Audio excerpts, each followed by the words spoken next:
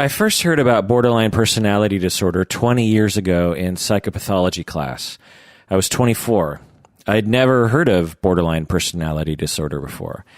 I'd never even heard of personality disorders before. I remember the instructor telling us that personality disorders were the only disorders in the DSM that required 6 months of client data before you could diagnose someone with it. I thought to myself, 6 months? That's a long time. Why does it take so long? Contrary to this, he also told us that we could diagnose depression and anxiety within a short 5-minute interview with a client. And borderline personality disorder takes 6 months. That's weird, huh? And the symptom list was weird to me too. I'd never heard of personality disorders. They seemed so strange to me. I'd heard of depressed people before, and I had experienced anxiety myself by then, but personality disorders sounded completely foreign to me, and I was sort of scared of them, to be honest. Then a year later at my internship, I had a very difficult client. She would alternate between making me feel like the best therapist in the world and making me feel like a worthless person. And I remembered that this was a red flag for borderline, in that borderline clients often make therapists feel this way. So I began assessing for borderline with this client. And sure enough, after several months and after consulting with experts on borderline, it seemed I had my first borderline client.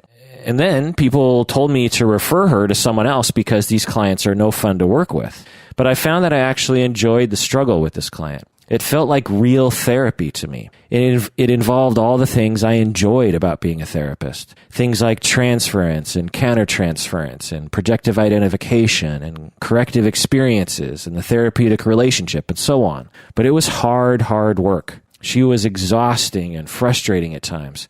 And after our sessions, I often felt mildly traumatized by her. But ultimately, it was highly rewarding to work with her. The struggle was worth it because after months and years, her symptoms decreased.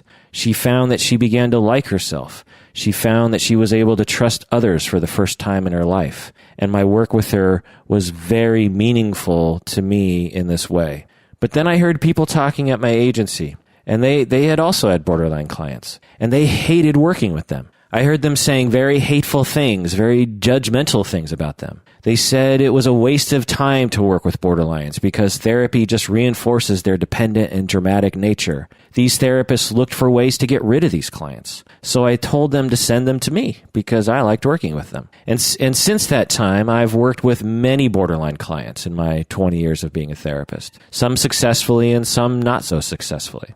I've read everything I can get my hands on regarding borderline. I've lectured on the treatment of borderline personality disorder, and all of my supervisees eventually need help with a borderline client, if not several borderline clients. I've even had borderline students before, actually.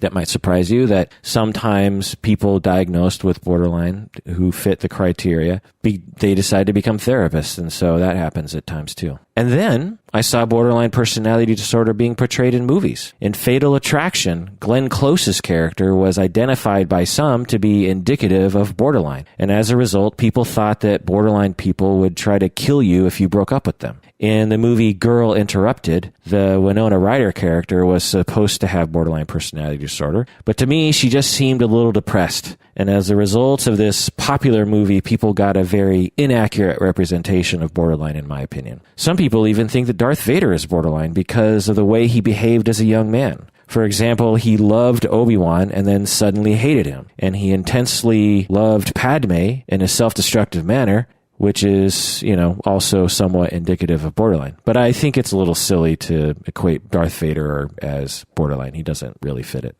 And then there was the movie Silver Linings Playbook. The Jennifer Lawrence character is supposed to have borderline, I think. They never actually said it in the movie, but it seemed pretty clear to me that they were trying to portray her as having borderline.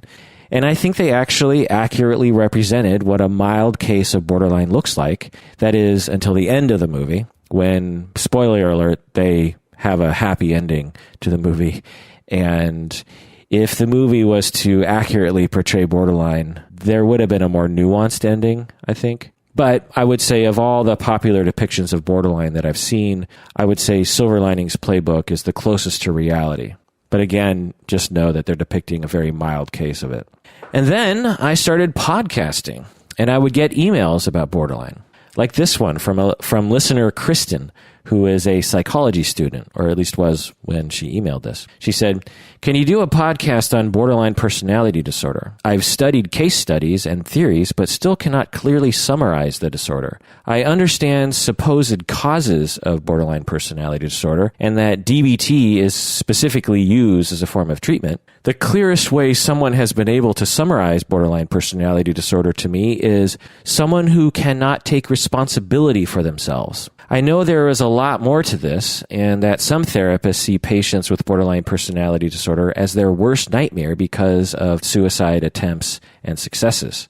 Could you shed some light on this disorder?" That's the end of the email from listener Kristen. And then I recently did an episode on psychodynamic self-analysis in which I analyzed my countertransference during a difficult clinical moment with a borderline client.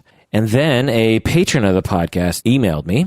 She gave me permission to read the following. "I just listened to this episode and wanted to tell you just how much I liked it. I was very much able to relate to the incident you described, as I have borderline personality disorder and my therapist has suffered much abuse from me over the years. I have lost count of how often I've told him that he's incompetent, has no empathy, doesn't understand anything, doesn't care, is callous, and a terrible human being. Even though I usually end up feeling really bad and remorseful when these episodes are over and resolved, listening to your experience has given me more empathy for my long-suffering therapist.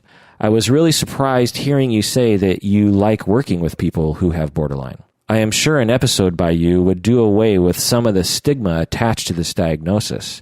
You have all of these impressionable students and novice therapists listening. I bet they could benefit from some less judgmental information about borderline personality disorder. Really, doing an episode on borderline would be good for the greater good of humanity and leave the world a better place. You should really, really consider it, and I would be eternally grateful." That's the end of the email from the patron. Well, since you're a patron, your wish is my command. So, in this episode, I will read more from this anonymous email, and I will review the literature on borderline, which goes all the way back to Freud. And I will describe how to understand people with borderline personality disorder, and how to treat them, and how to cope with them, and how to deal with people with borderline traits in your personal life. Welcome to the Psychology in Seattle podcast. I'm your host, Dr. Kirk Honda. I am chair of the Couple and Family Therapy program at Antioch University, Seattle, and I'm also a licensed psychotherapist. This episode is just for patrons of the podcast, so if you're listening to this and you're not a patron of the podcast, this episode will end before the content begins. If you want to hear the full episode, you have to become a patron of the podcast by going to patreon.com. That's patreon.com to become a patron of the podcast. Patrons of the podcast get access to exclusive episodes like this one, along with other various benefits and swag.